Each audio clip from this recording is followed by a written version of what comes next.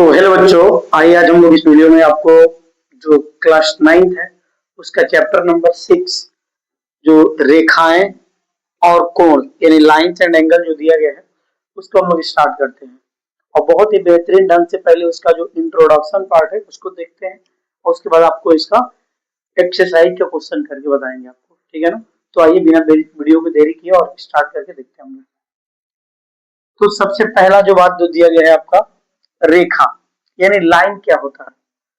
तो लाइन जो देखिए रेखा जो होता है ना वो क्या होता है कि एक स्ट्रेट लाइन होता है और ये दोनों तरफ से क्या हो सकता है, बढ़ सकता है। यानी ये तीर का निशान आपको क्या इंगित करता है कि आपको ये रेखा जो है दोनों साइड से क्या हो सकता है, बढ़ सकता है और बढ़ते जा सकता है। इसको रिप्रेजेंट किया जा सकता है, कॉपी पे ड्रॉ भी नहीं किया जा सकता है। और सबसे एक इम्पोर्टेंट बात ये होता है कि इसका लंबाई निश्चित नहीं होता है, यानी ये दोनों साइड से हमेशा क्या होते रहता है, बढ़ते रहता है। इसको बोलते हैं क्या, रेखा, ठीक है ना। रेखाखंड यानी लाइन सेगमेंट जिसको बोलते हैं, ये आपको ना एक ऐसे ही पॉइंट होते हैं जो इसका लंबाई जो होता है क्या निश्चित होता है, क्या होता है, निश्चित होता है। और इसमें इसको पेपर पे भी ड्रॉ किया जा सकता है और सबसे महत्वपूर्ण बात वही होता है कि इसका लंबाई क्या होता है, निश्चित होता है, ठीक है ना। ए बी अगर इसको दर्शाना होगा ए और बी के माध्यम से तो इसके ऊपर ऐसे लाइन खींच देंगे। ये आपका क्या शो कर रहा है, लाइन सेगमेंट शो कर रहा है, सो हाँ लाइन सेगमेंट। उसके बाद रे, रे क्या होता है वो देखिए, रे जो होता है ना वो एक स्ट्रेट लाइन होता है और इसका एक एंड से लाइन जो होता है बढ़ते रहता है और एक एंड क्या होता है, रुका हुआ रहता है। यानी कहने का मतलब है कि इसको भी हम लोग कॉपी पे ड्रॉ नहीं कर सकते हैं और इसका भी लंबाई जो होता है ना निश्चित नहीं होता है, ये भी एक साइड से क्या होते रहता है, बढ़ते रहता है, ठीक है ना।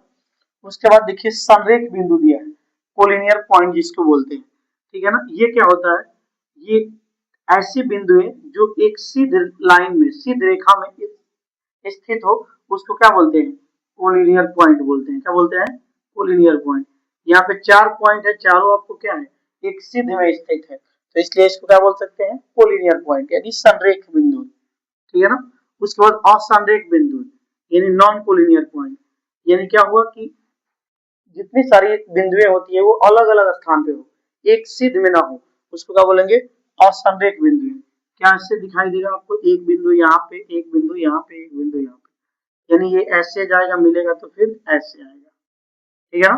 तो इसलिए ये क्या कहलाएगा, कोलिनियर पॉइंट नहीं होगा, ये असंरेख बिंदु है, एक सीध में रेखा है, एक सीध में बिंदु नहीं स्थित है, ठीक है ना।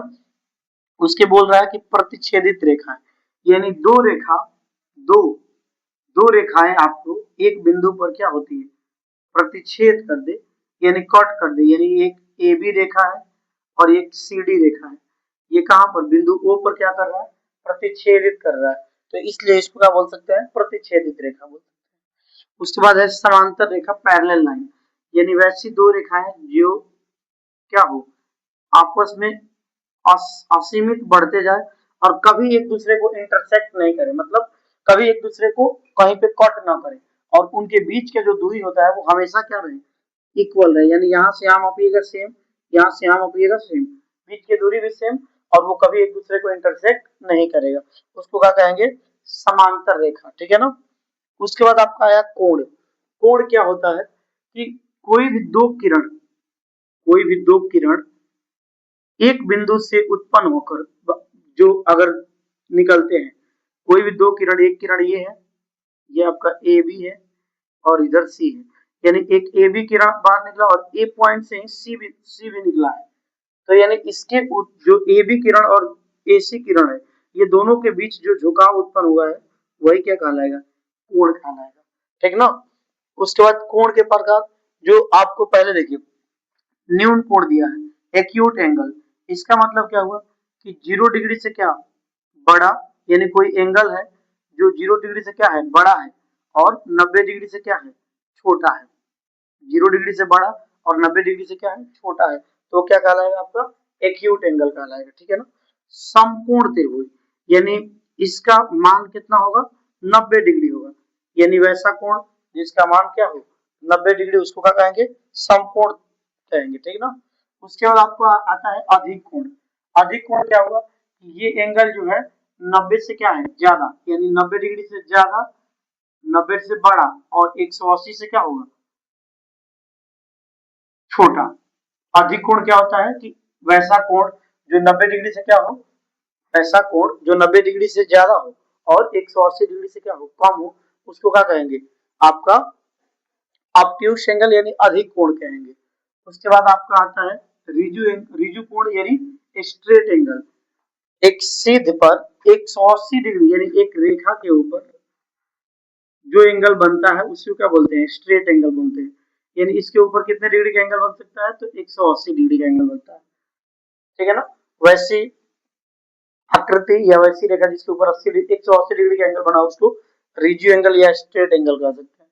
प्रतिवर्ती कोण क्या होता है, वैसा कोण जो आपका 180 डिग्री से ज्यादा और 360 से क्या हो छोटा हो, उसको क्या कहेंगे, रिफ्लेक्स एंगल।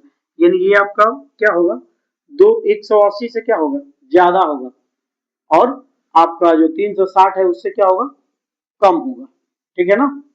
ये आपका क्या कहलाएगा, आपको रिफ्लेक्स एंगल क्या होगा, जो 180 से ज्यादा और 360 से छोटा हो उसको क्या कहेंगे, रिफ्लेक्स एंगल। यहाँ पे पूरक कोण यानी दो एंगलों का सम मिलकर, यानी ये एक्स है और ये वाई, ये दोनों मिलकर एक्स प्लस वाई कर दें तो कितना हो जाए, तो आपका 90 हो जाए, उसको क्या कहेंगे, कॉम्प्लीमेंट्री एंगल यानी पूरक कोण। वैसे दो कोण जिसका मान 90 डिग्री हो उसको क्या कहेंगे, पूरक कोण कहेंगे, ठीक है ना। उसके बाद आता है समपूरक कोण, सप्लीमेंट्री एंगल। ये क्या होता है कि वैसी दो कोण यहाँ पर भी, लेकिन वो दोनों का मान कितना हो जाता है 180 हो जाता है, यानी angle X plus angle Y करेंगे तो कितना आएगा 180 डिग्री आएगा। इसको बोलते हैं क्या, समपूरक कोण, सप्लीमेंट्री एंगल, ठीक है ना। वैसे दो कोण जिसका मान कितना हो जाए 180 हो जाए उसको बोलते हैं क्या, सप्लीमेंट्री एंगल। आसन्न कोण क्या होता है, ये एक दूसरे के पड़ोसी एंगल होता है, और जो बीच का जो ये साइड आपको दिख रहा है या किरण कह सकते हैं, किरण, ये क्या होता है दोनों में क्या, दोनों के लिए कॉमन यानी पड़ोसी एंगल को क्या बोलते हैं, आपका आसन्न कोण बोलते हैं, ठीक है ना। अभी मिलते हैं नेक्स्ट वीडियो में। ये वीडियो कैसा लगा कमेंट करके जरूर बताएंगे, मिलते हैं।